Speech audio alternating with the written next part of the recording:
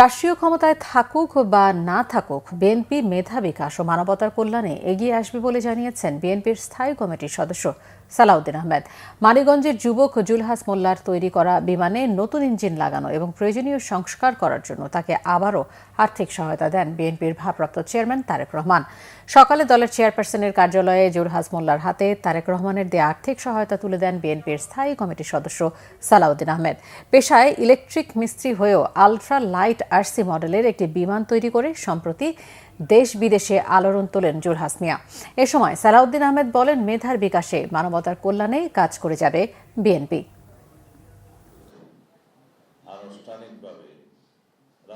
বিএনপির ব্যানারে সমগ্র দেশে মানবিক সাহায্য, পড়াশোনার জন্য মেধাবীদের সাহায্য, যারা অর্থাভাবে উচ্চশিক্ষা করতে পারছেন না তাদের দায়িত্বভার সহ অনেক অসহায় পরিবারের যারা বিভিন্নভাবে দুর্ঘটনার শিকার হয়ে মানবতার জীবনযাপন করছে সেরকম অনেক পরিবারের দায়িত্ব নিয়েছে।